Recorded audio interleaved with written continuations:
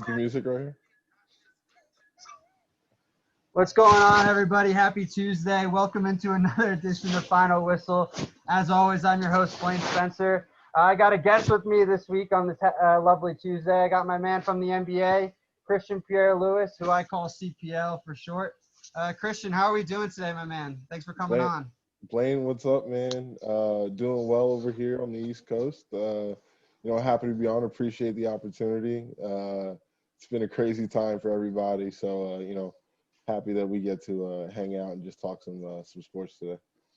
Absolutely. It just, especially in these kind of times, just like being able to see some familiar faces is always nice, and talking sports is always fun. So, yeah, for real. Christian, I just wanted to get your first take, just because I know you work at the NBA now. You used to work in Seton Hall Athletics like myself. Just give me your take on what do you think of the bubble that took place, and how do you think it made an impact, especially with society going on at the moment with COVID? I feel like I felt like it was definitely needed just to take minds off of what's going on in the world. I think it was the perfect controlled science experiment. Obviously within the bubble, and we've seen, other leagues and, organizations try to recreate it. But it was just so perfect in the manner that it was just so strict, you know what I mean? Keeping everybody, tested every day, and, certain rules and regulations that everyone had to abide by. And we did see certain examples of when those rules weren't abided by, players had to sit out. Lou Will needed to go get his chicken wings. Daniel House, had his incident. So, yeah. We did see that how, strict, Adam Silver and, the rest of the league really went about it. And obviously it turned out really well. Lakers won the championship, luckily, in my regard. But it was great. I think in the fact of the matter of that was, the first league, if I remember correctly, to come back or announce that we were coming back. And, like I said, it was a great distraction, especially for what was going on in the middle of summer at the time with everything around in the country. And obviously with COVID was raising up at the time, it's raising up again now. And the NBA is coming back now to hopefully give us another healthy distraction. But we'll get into it. It certainly won't be like what it was during the summer over the bubble, with now integrating, home markets and teams traveling and things of that nature.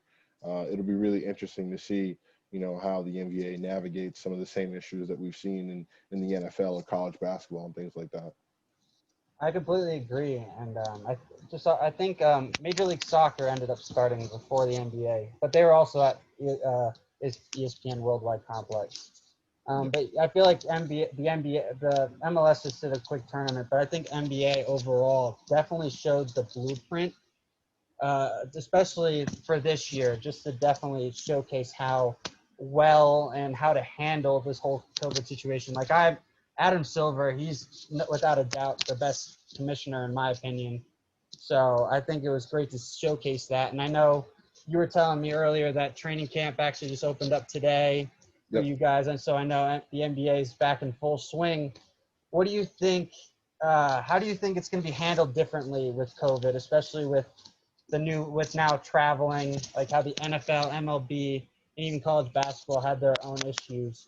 Do you think it's going to be stricter protocols, or do you think it's more going to be more definitely back to like how the MLB and NFL are handling it, that it's just going to be person-to-person basis, team-to-team basis on how you're going to handle it? I just think now, like I said before, it was such a controlled environment in Orlando in the bubble. Now it's certainly not as controlled. And even if you remember, before the Denver Nuggets arrived in Orlando, they had a case where there was an outbreak on their team where they couldn't even field 5 practice players or 10 practice players. I can't remember the exact quote from Mike Malone when they first got to the bubble, and they were fighting injuries all through, even throughout the playoffs, of really, battling their lineup and getting their rotation down. So short answer, I do think it is going to be person by person, case by case sort of thing. I think the NBA has had a luxury of watching the end of the Major League Baseball playoffs and seeing what's going on in the NFL this year to take whatever examples they can to be more strict. Even now you see the different phases of teams and individual workouts as training camp has opened up.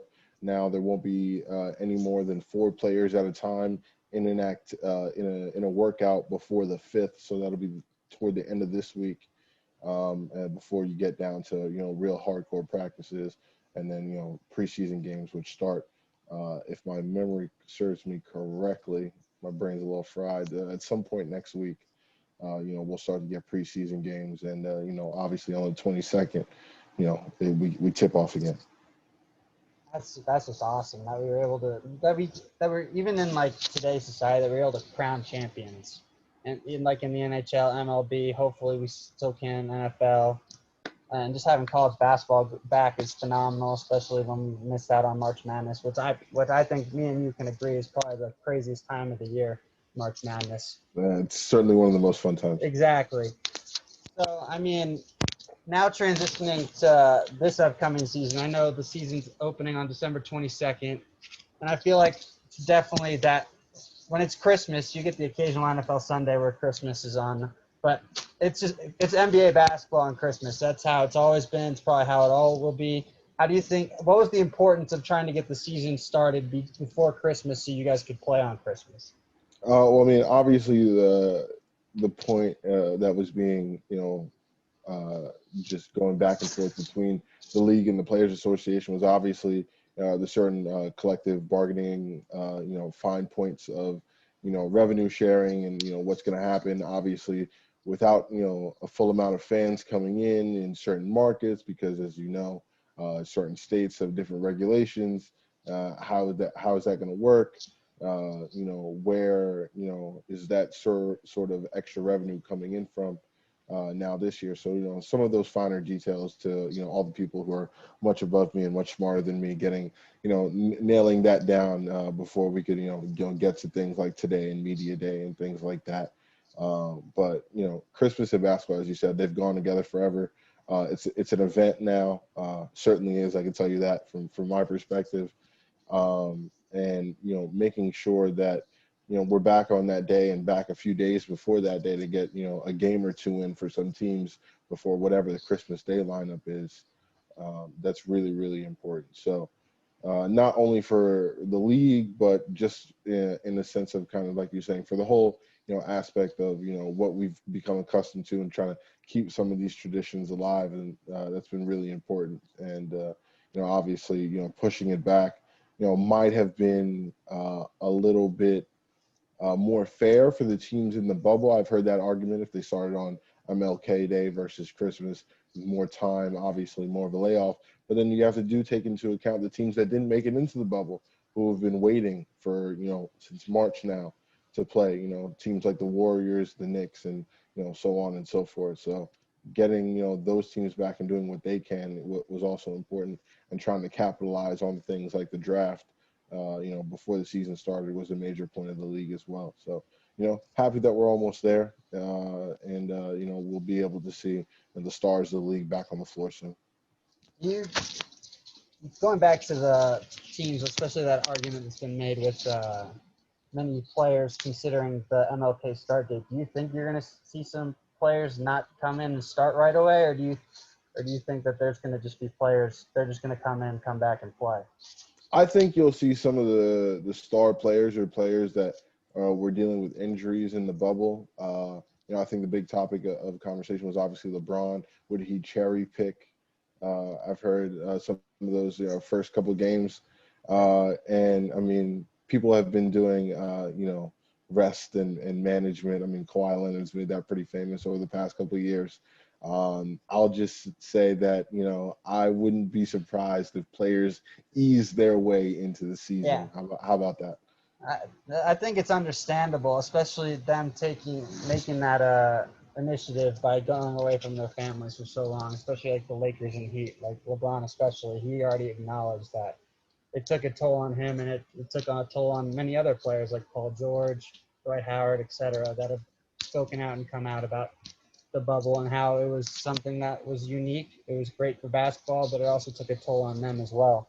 Yep. But I want to transition now back out of some formality questions. I want to get your opinion on some things. Who do you think are the top contenders in each conference at the moment going into this upcoming season? I mean, right now we'll just go and I mean, we talked a little bit about it before the show, but I mean, we got to start with the Lakers. Everything that they've done in the offseason. They've Uh, gotten so much better on paper. It's scary. on paper, and that's the key word that you said right there. I think to flip Rajon Rondo, Dwight Howard, JaVale McGee to Dennis Schroeder, Montrezl Harrell, and Marc Gasol on paper is really, really good. Now, I do think you lose some defensive presence with Dwight Howard being gone. I think he was a really good defensive presence for Anthony Davis, especially kind of covering him and letting AD roam to be the block, the swap blocker that he is. But it'll be interesting to see where exactly they have to do to get Kyle Kuzma going all the time. I think that's the biggest key. I was talking about it to my buddy yesterday. What would be the case now? And obviously, hindsight is 2020. If you would look at Brandon Ingram, Anthony Davis, and LeBron James now, Now, yeah. obviously, over a year later, obviously, well after we've seen everything unfold. But what would be the case now if you take into account, the improvement from Ingram, what he's done in New Orleans, and obviously factoring in how his skill set would fit with this Lakers team and the team that just won. What could that have looked like? But once again, I think we go into another year for the Lakers asking, is Kyle Kuzma going to be the big time wing player that everyone expects him to be? And I think, again, we don't know yet. It'll be interesting to see. He'll be asked to take on even a more of a role now. But, I mean, as far as offensively, you do bring in a legitimate point guard who can shoot, I think, who's going to take his game even to a higher level with Dennis Schroeder, which I think was a big pickup. I think we all know what Montrezl Harrell is, reigning sixth man of the year, and the tenacity he'll bring to that lineup, along with some of the pieces that they kept with KCP and Markieff Morris. So you got to look at the Lakers. Obviously, you have the Clippers, the Denver Nuggets still, a team that really no one's talking about because of all the trade rumors. Houston Rockets. They got DeMarcus Cousins in there too. Christian Wood is a Rocket now. I know everyone's a little concerned about the amount of money he's making based off of his season last year. But he was able to show improve. He got his contract. I think he'll be a really good complementary piece to James Harden. If James Harden stays, I don't think there's any reason for him to leave. We'll see what the offense is like with the new head coach as well. I think I'm more excited about the Rockets because of the unknown this year than I have been in past years, which is really interesting to say.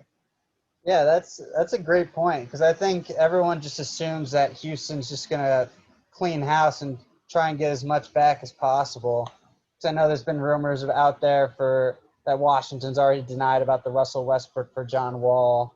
That made no sense to me. Yeah, I didn't think it made sense either because I think Washington, understands, especially in the Eastern Conference, they can sneak a push. But I think especially I think a lot of people are still sleeping on the Dallas Mavericks too. I know they traded away Seth Curry, which I thought was a big deal, huge deal, because I think so too. I think it's a big deal for the fact that Philadelphia got him. Yeah, that's even bigger for Doc now, for Rivers, and I think with Simmons and Embiid, they got a true absolute shooter, sniper out there in Philadelphia. And I would imagine Danny Green plays better in Philadelphia than he did last season with all the extra pressure that was on it. And I will say this too, wouldn't it be funny for Danny Green to win 3 straight championships in 3 straight seasons with 3 different teams? And it is possible. That's historic. That would be historic. And it is possible. I think Philadelphia is legit. And I think the issue is, like, going back to Dallas real quick, I think the issue with them is I think they think Tim Hardaway Jr. is going to be that third guy, and I don't think he's at that point right now.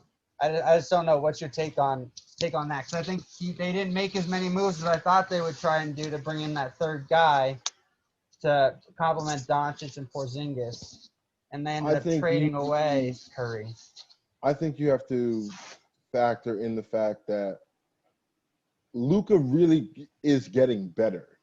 He can still be a better shooter efficiency-wise. He does shoot well in the clutch, obviously. Ask the Clippers. Um, Ask Portland as well. I still remember that shot from his rookie year from the corner. But I think the big point of contention for Rick Carlisle and the Mavericks has to be Porzingis. Can he stay healthy? Can he stay healthy in the playoffs? Because when he is on the floor, they have played magnificently together. When it comes to Tim Hardaway Jr., he does perform well in Dallas, or certainly performed better in Dallas than he did in New York, obviously. I didn't like the Seth Curry trade, as we've been talking about. They needed a guy that can really spread the ball and shoot the floor. Obviously, Maxi Kleber is there. Dwight Powell coming back off of his injury. Dorian Finney-Smith is a great active body that they have. Trey Burke was explosive in the playoffs last year for him as well. So it'll be great to see, what the ascension is for Luka again now in his third year, which will be interesting to see.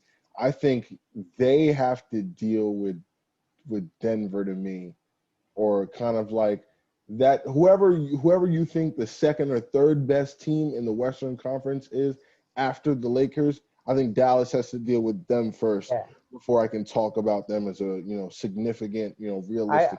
I think of them as more of a dark horse personally. So, but I love that Denver Nuggets team. If those young guys can somehow figure it out, Michael Porter Jr. another year, Can I give you a hot take? Yeah, give me a hot take. Give me something. R.J. Hampton, if he gets the minutes, because it's different in Denver, the rotation is clear. But if he gets the proper minutes, he's talented enough, and I'll just go out on the limb to say Rookie of the Year.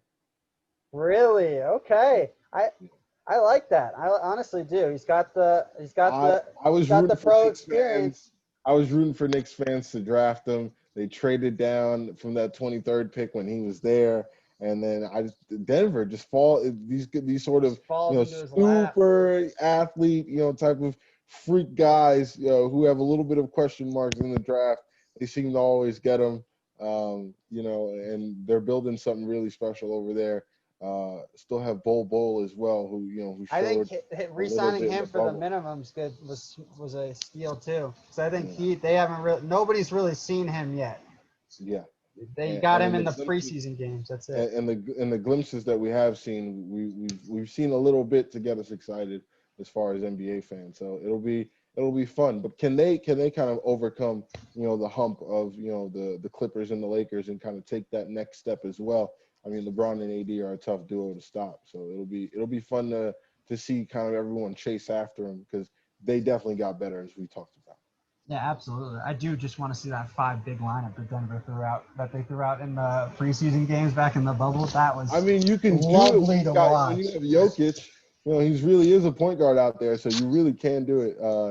As far as kind of a piece that I think was really hurting them, and he came back late, was Gary Harris. I thought, someone that could spread the floor a little bit more and kind of, get some, space for Jokic to operate in that mid-post area was really important. But they could never seem to get it right with him when he got back there.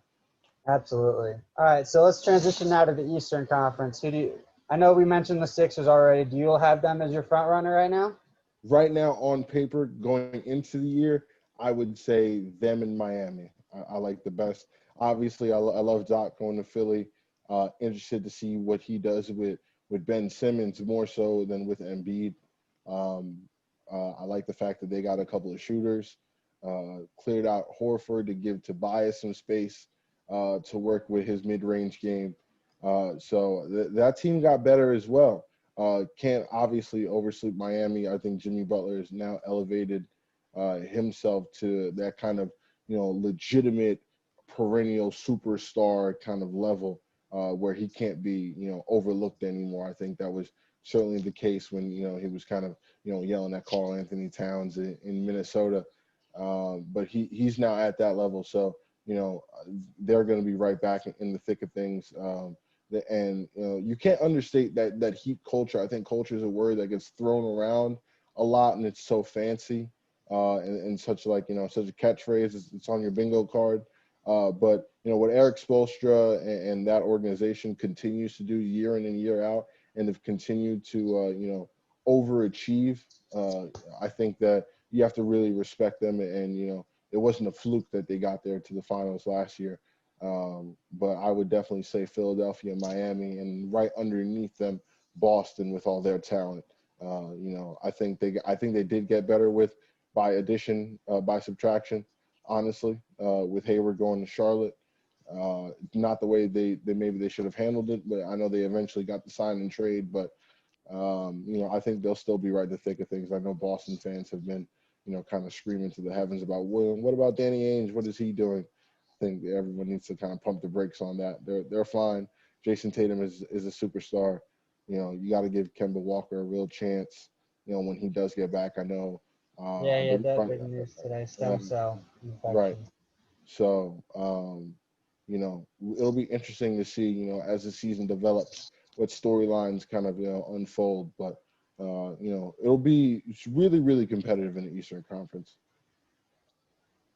Absolutely. And I think one team that is going to surprise some people this year is the Atlanta Hawks. I think they. Oh no, I'm about it. I'm about it. Buying into the hype, I think. I'm buying into it. I'm in. They're not gonna. I mean, I don't think they're gonna be like over the top, but they're just gonna be fun to watch. I think they're gonna be fun to watch. There's gonna be no defense whatsoever. The game's gonna be 140 to 135, which I'm perfectly okay with as an NBA fan. But I think they can somehow sneak into the playoffs, and you never know if you get the right matchup. They could potentially surprise somebody. I don't know. But what do you give me a dark horse team that you think that you're like in the Eastern Conference? Yeah. Last year I said Indiana. That blew up in my face. Dark horse. I mean, not a dark horse, but a team that we haven't mentioned yet, the Brooklyn Nets. Oh, come on, they're a favorite. Don't give me that. I mean, we haven't talked about. I know.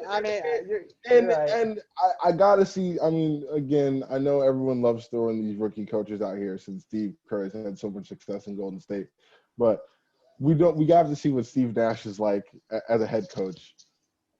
I know everyone has talked about KD and Kyrie for 2 years now, and they're going to be fantastic offensively together, but can they close the job done, or can they get the job done? Excuse me. Can they close at the end of games? That's something that we have to see. Again, it looks good on paper. Everyone's going to pick them because of the names, and although the names are great, I think you have more knowns in the other places that we've talked about so far than we do in Brooklyn. I mean, KD is, when healthy, he's the best player in the world, in my opinion. I think he's the MVP this year. I think he shows up full throttle. I'm telling you right now. That's my hot take. I think he's going to be the MVP. I think he's going to put Kyrie in his place, like how LeBron did. It's funny that you say that. So they're not like LeBron did, because that's an interesting point, right? Because KD's is, and maybe now a couple years removed from the game, and wanting to reassert himself, maybe he gets back to that scoring champion sort of mentality type of way. But I think KD's a walking 25 points in his sleep when healthy. And if he doesn't have his athleticism back, and I've been talking to people about this, even if he's 80% of what he was athletically, he's still the third best player on the planet. Yeah, he's 25 a game in his sleep. So, and because of that, and I think they will take extreme precaution with him, I think you'll see a lot of nights, if they do blow teams out, or if the game gets away from them, where he doesn't play the fourth quarter, where he sits down and relax. I could really see a situation where Kyrie is kind of like the lead dog in the regular season as far as scoring. I said this to my buddy Quinn yesterday. I got Kyrie at about 28 points per game, and I got KD coming right around 24, 24 and a half On points like a. 20 minutes, though. 24 and a half. Well, yeah, it'll be really efficient. It'll be really efficient. I'm really, I feel bad for all the bottom feeding teams that, like, whenever he gets a bad night and then they got the next game, you know what I'm saying? He comes Yeah. out and he like hits the first like 7 on them, you know what I'm saying? Like, I feel Yeah, bad for the Detroits of the world this year, you absolutely. know what I mean? So Yeah. it'll be fun. It'll be fun to watch, of course. Not that they're a dark horse. All right, Yeah, leave no, me I alone. got you. No, I want to. We don't have to do a dark horse, but I All right. think people are sleeping on. How do you think Toronto's going to do, especially having to play in Tampa? Do you think? So How do you think that adjustment's going to be for them? Is that going to be a tough adjustment, or do you think it's going to be all right because they already did the bubble? I so that was going to be my point, and smart of you to bring that up. So I think the adjustment would have been harder if they hadn't experienced the bubble. So I think some of these teams who haven't played since last March, so the Knicks, for example, I think they're going to have struggles because of trying to integrate a whole new staff and a whole new team. But teams that didn't get a chance to experience the bubble are having to go through kind of this COVID season and COVID year for the first time themselves and getting through like some of the basic protocols. That'll be a bit of adjustment period for them. But Toronto's a good team, man. Like they always play well. Even without Kawhi last season, you still see what Kyle Lowry's been able to do. Pascal Siakam still got to improve to really kind of be the top wing over there as far as like the top scorer. But they have the pieces around them. They re-signed Fred VanVleet. Bet on yourself always. That was really good to see, and a really good story for him to go back there. So I don't think it'll be too much of an adjustment for him. I do think without Ibaka, they do take a step back. But with some of the young guys like Chris Broussais over there, they could prove me wrong once again. And obviously, Nick Nurse has shown that he's a hell of a coach. So it'll be really fun to see that Atlantic Division, honestly, between Philadelphia, Boston, and Toronto. Absolutely. I think it's going to be a real crazy NBA season. I think it's going to be. I'm hoping for fans in the stands at some point. I think we're all hoping for that. We're all So hoping for it. yeah, we're all hoping for that. But let's transition to some college basketball. Me and you, we're Seton Hall guys. Okay. Seton Hall guys, Seton Hall athletics. I just want to get your take. We're going to talk about the Pirates first. They played last night. They looked pretty well. I think this year for them, it's going to be a very different vibe without Miles Powell, who's now a New York Knick. More than anything, I think it's going to be a player by scoring by committee type of deal. You're going to have a different star each night. What do you think of our Seton Hall Pirates? What do you think their expectations are going to be like this year? I'm a Kevin Willard apologist, man. That's my guy. He's got a tough task ahead of him this season with with dealing with the scheduling and things like that. I mean, obviously we've seen the ups and downs already, and unfortunate for Bryce Aiken with his ankle injury early on. But I know it didn't seem as bad, or it wasn't as bad as it looked originally. Luckily, they do have Shavar, a senior, someone who's been in the program, someone who kind of embodies that defensive grit that Kevin likes to have on his teams and in his lineups. I think they'll be right in the thick of things. I think they'll be competitive, especially in the Big East. Obviously, you got Villanova. You have Xavier, who's really, really good. I mean, outside of them, I mean, St. John's has been decent in some of the glimpses I've seen. So they'll be right in the thick of things, right in that competitive pack. Obviously, with UConn back in the Big East as well, that adds an extra layer of of fun, I would say, for all the teams in the Big East. So it'll be really interesting. Look for Jared Rhoden to be really, really key and important as far as offensively every night. Someone to provide some scoring from the perimeter, which is going to be extremely important with Bryce hurt and obviously quote unquote replacing Miles. I think he in his junior year are going to have to really show and prove like he did last night against Iona. Absolutely, and I think it's. I think more than anything, once Bryce Aiken returns, you're going to see the team really hit its stride. I think you're going to have another scorer, another true passer. I think it's going to be more versatility that you're going to have, and I think they're going to be a lot. I think this team's going to be potentially his best defensive team he's had, because I think their starting five is so defensively focused and minded that they're going to be able to lock down teams. I'm a big fan of Molson also. I know he had the tough free throw miss the other night at the end against That was Louisville. a bad call, by the way. Well, I mean, we'll take it, but that was a bad call. Listen, you can't land in the shooter space. I like him. He provides a lot of energy. I think he'll learn from that mistake. He'll definitely hear about it from Kevin. I'm sure he already has. So it'll be really interesting. I'm kind of like you don't know what you don't know, and we don't know what the team will be yet. Yeah. And it's going to take even longer now with this Bryce injury. So it'll be really interesting to see where they are, on January 1 instead of December 1. You know what I mean? Absolutely. And then just in college basketball in general, who are the teams that have impressed the most? Because I think Gonzaga is a clear front runner at the moment, especially how they dominated Kansas last week. I think they were the most impressive team I've seen so far this year, without a question. I think the biggest takeaway I have from that game, and his name's slipping my mind now, is the freshman Jalen. It's slipping my mind because there's Jalen Johnson as well, who plays at Duke. Hold on, I can try and pull it up. But just to go off what you were saying as far as what Gonzaga did to Kansas, that was a clear beatdown from opening tip. They pressed them. They played zone. They played man. Kansas couldn't seem to figure them out. So that was really interesting. Jalen Suggs, thank you. He was amazingly impressive.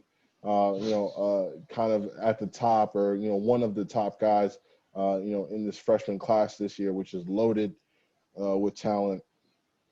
I'll transition from that point to my guy Cade Cunningham down in Oklahoma State. I think he's gonna be I think I'm really impressed by him. I think they play Marquette tonight, if I'm not mistaken. Mm-hmm. Oklahoma State does. It'll be really interesting to see, what these star freshmen do, especially in, what's going to be the most unique year in college basketball ever, with cancellations, with teams not knowing when they're going to play next here early on in the season. Scheduling the day of or the day before a game. Right, exactly. Not being able to do scout, kind of throwing these kids out there and say, hey, play ball. And in that sense, I'm really interested to see, what talent sticks out. So, as far as, guys like Jalen Suggs at the top programs like Gonzaga, who you are right, does seem like the early, predominant favorite, down to guys like, like a Cade Cunningham or like, was it Marvin Bagley's brother on Arizona State, and the other superstar freshman they got over there. I'm forgetting all these kids' names right now, but there's a bunch of this young class, that are really going to show out and prove. Obviously, you can't ever overlook the blue blood programs because of who they are, but I think right now, got to take a look at Gonzaga. And a team that's really, really impressed me early is Illinois. I think they got a really, really good group of guards. They get after it. They run in transition, and they're just there's an energy around that program that hasn't been around in a little bit, which is exciting for not only them, for the Big Ten as well. Absolutely. And I pulled up some live scores that have just already gone final today. Texas absolutely blew out Indiana impressively, 66-44. I mean, North Carolina, Stanford just tipped off today. There's some great games tonight as well. And Michigan State Duke, we didn't even talk about either of those teams. And I think Michigan State has probably been the next impressive team I've seen other than Gonzaga. And we I were mean, talking about I'm a Notre. We talked about this earlier. I'm a Notre Dame fan, and they absolutely mopped that floor and just threw them out of the building. It was that bad of a beatdown. And we talked a little bit about it before, and you did mention Michigan State. And I was telling you, I haven't seen them play a minute yet, and I'm excited to watch them tonight because I've seen some of the highlights, and I heard you today before, and you were telling me how impressive they've been. And I was like, wow, like I'm out of the loop, like I'm not really sure. So it'll be really fun tonight to watch them and Duke go at it. That game is in Cameron Indoor, I do believe. Not that the crazies will be able to impact it as much as a normal game would, but it'll be really interesting. It is in Durham. Yep. It'll be really interesting to see, how that young Duke team, faces against Izzo and Spartans over there. So it'll be fun to watch. As you know, I'm a Duke guy, so it'll be great to see these youngsters and what K has for them tonight. Absolutely. I think this is going to be one of the more intriguing and fascinating seasons that college basketball is going to have. Because I feel like especially the freshmen are going to have a huge advantage here. Just like how we mentioned that scheduling is going to be very last second with cancellations and then rescheduling a team that's not playing as well.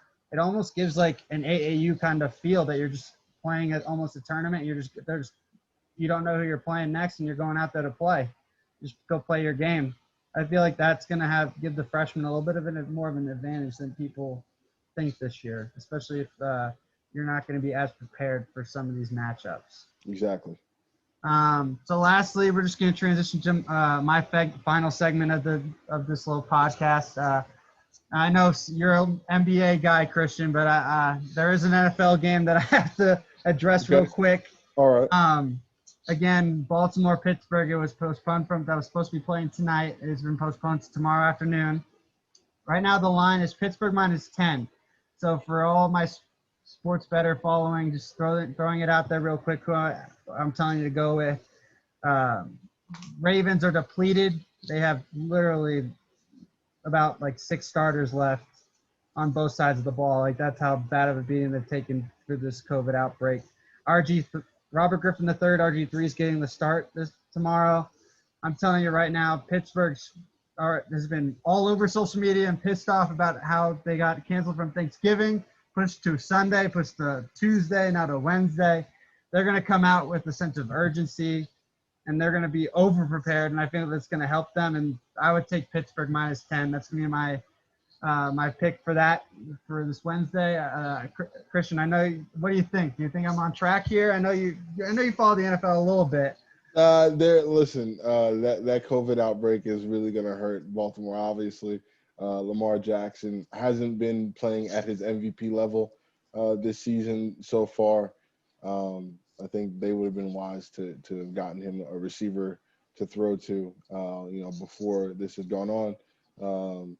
But I think you're on the right track. That Steelers defense in there and that new crop of wide receivers they've got out there has been really, really impressive. I mean, they're fun to watch. You're a Notre Dame guy, Chase Claypool. Oh, I mean, my heart that he's doing so well because I think he had a year of eligibility and I'm just like sickened right now.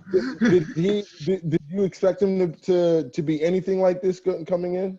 I knew he would make an impact. I didn't think he was going to become the guy already in Pittsburgh because he's already emerged as the guy, and I think he's already become that number one option. Because I think Juju was more of a number 2 to begin with. Okay. So I think that's going to help Juju thrive. Now you have I like the kid Deontay Johnson. Deontay Johnson, he's another speedster. They've got weapons all over the field. Yeah. And I think it's just going to, for Pittsburgh, it's going to come down to the play of Big Ben. Because I think they haven't really decided if they're going to be a running or a passing football team yet. So I think they need to make that decision sooner rather than later, what their true identity is. Because I know their defense is legit. They got the steel curtain back, like especially that secondary with Fitzpatrick, with the linebackers and Dupree. Jersey boy. Yeah, absolutely. Like the defense is legit this year. So I think for them, it's offensively, they just need to decide are you going to be a team that's going to drop back 40 times, or are you going to be a team that's going to run the ball 30 to 35 times too? So for them, I think it's that. I think they'll do fine tomorrow. I just don't know what you're going to get out of Baltimore. There's still the potential the game might not even happen. So, It's true. but that's the pick for that. Baltimore -10. Christian, I want to thank you for coming on today. It was a blast. Great seeing you again. When I come back out to the East Coast, we got to definitely link up. So. Oh yeah, for sure. Relive some of our old Maplewood memories. Absolutely, definitely got to bring that back. Well, happy Tuesday, everyone. Enjoy the rest of your week. Check out me for another podcast that will be coming out on Friday. Enjoy the rest of your week, everybody.